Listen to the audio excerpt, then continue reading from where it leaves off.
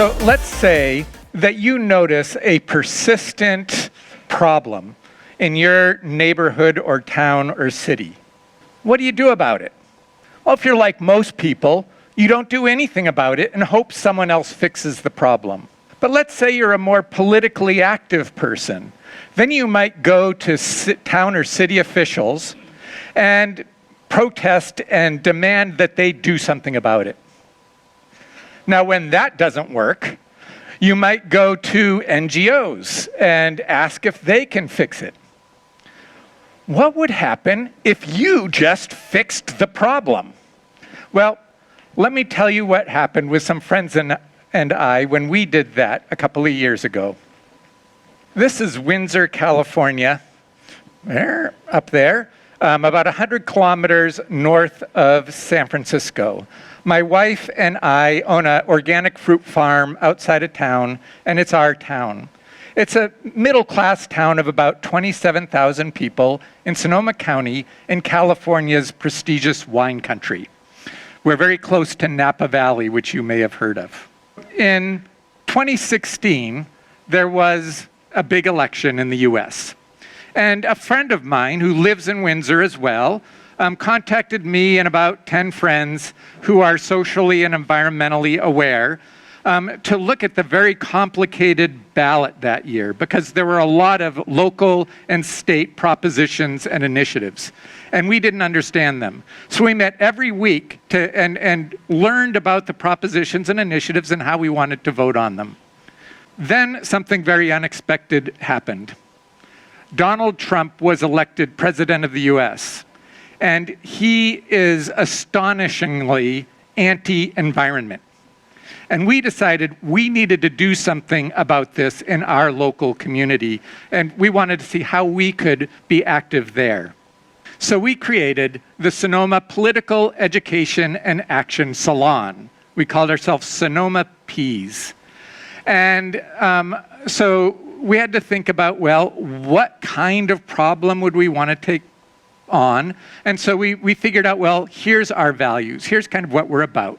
We're about inclusion, having diverse perspectives included in our activities.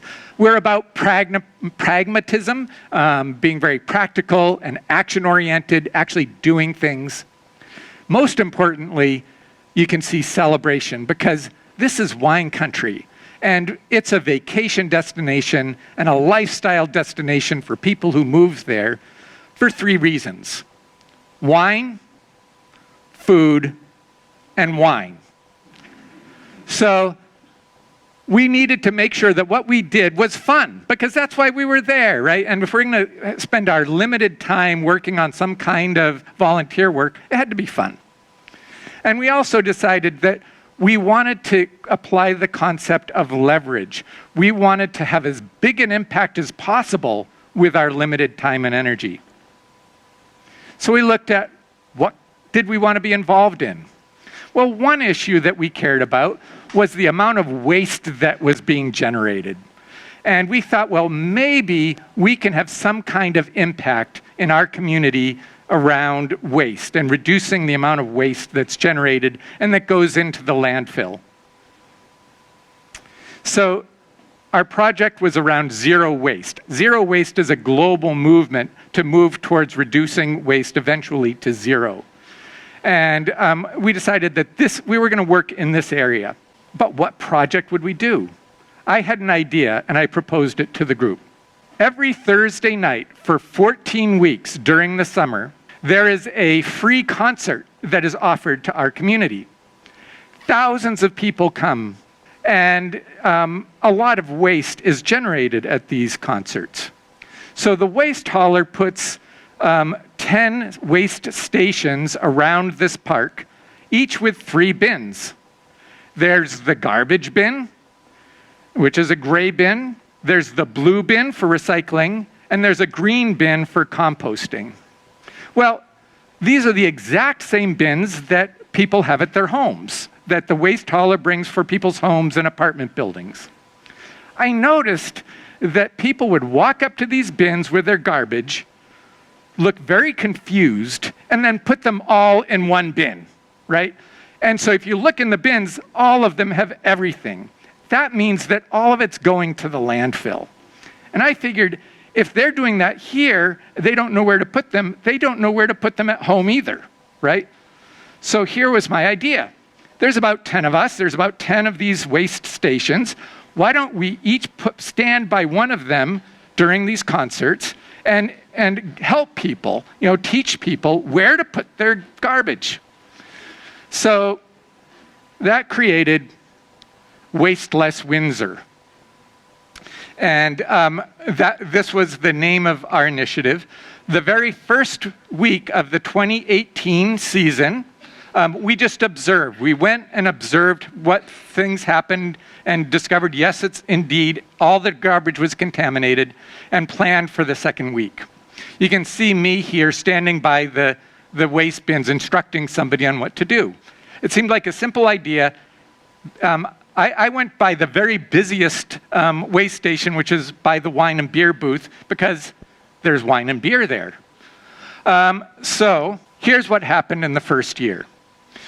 We started out by reaching out to the waste hauler just to educate ourselves, because we didn't want to educate thousands of people the wrong thing, right? We wanted to teach them the right way to do it. Well, they became our partner. And this is kind of obvious, because part of the garbage company's mandate is to reduce the amount of waste that goes in the landfill. We were doing their work for them, so they were very happy to support us doing this. Their baseline estimate was that 90%, I think it was closer to 100, but 90% of the waste generated at the Thursday night concerts was going in the landfill. This was the year before we started this project. One thing that was unexpected is within a few weeks, other towns found out what we were doing in our community. Every town in our area has free concerts on one night during the summer. Every night you can go to free concerts in our area. At least 3 of these towns came and visited, and just people from those towns, and they started doing the same thing in their towns. So here we're leveraging our impact. Not only is it affecting us, but it's inspiring other people to do this as well. The most surprising thing was the political influence we gained with our own town council in Windsor, because we were starting to bring a lot of positive attention to the Windsor Thursday night concerts because of what we were doing. It made them look good. And because of that, they kind of owed us now. So in the first year, we went from 90+% going into the garbage dump to 39%. So, and 61% was being diverted to recycling and compost. Pretty good for our first year. So, but it just continued. Between the first and second year, the first thing that happened just a couple of weeks after the end of the first concert season, the town council decided to create the Waste Less Windsor Task Force, okay?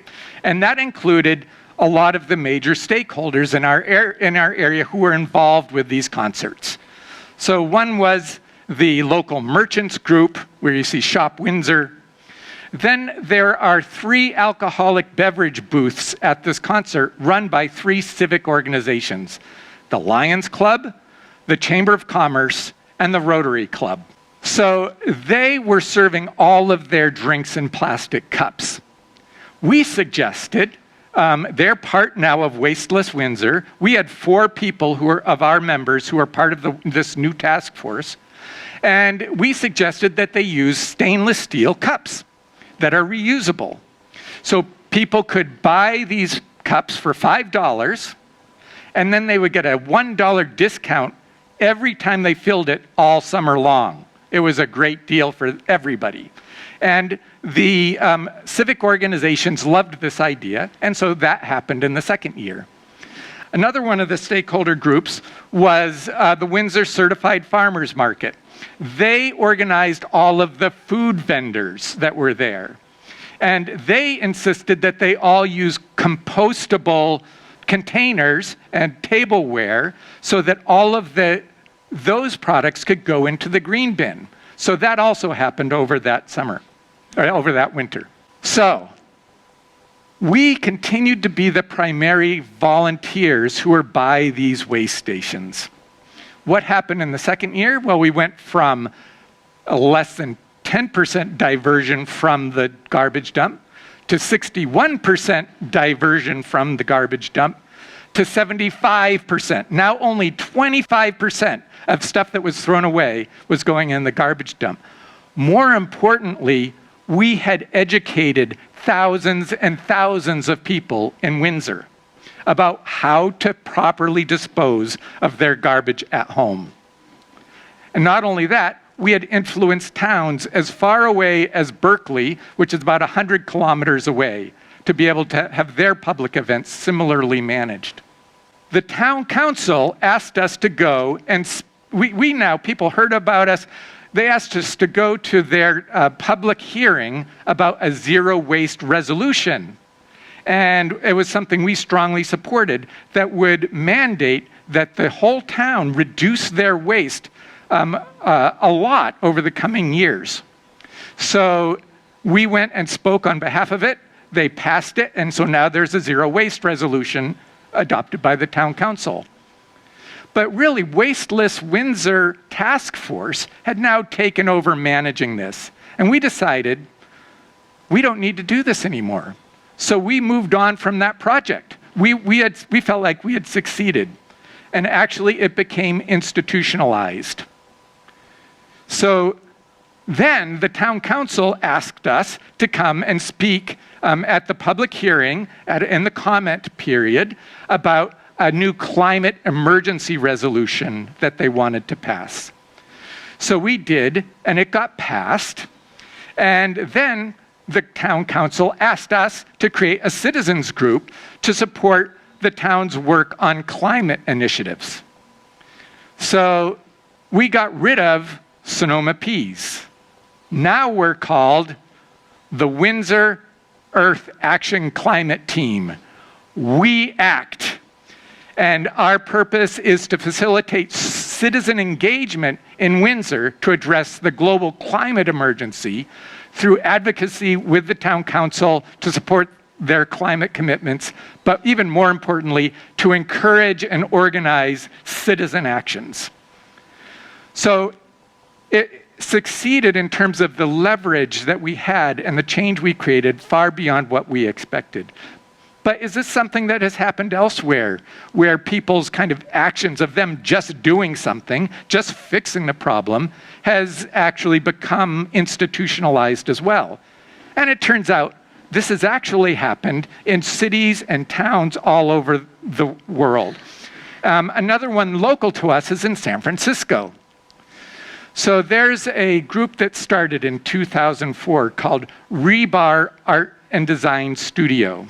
They operate at the intersection of art, design, and activism. And they created their first action in 2005, which they called Parking Day. And what they did is they got all the materials together to create a park in a parking space. Because you see, San Francisco has the same issue as you probably all have in your areas as well. And that is that there's neighborhoods, there's large parts of the city where there's no parks, no public gathering areas. So what they did is they created one in a parking space for 2 hours.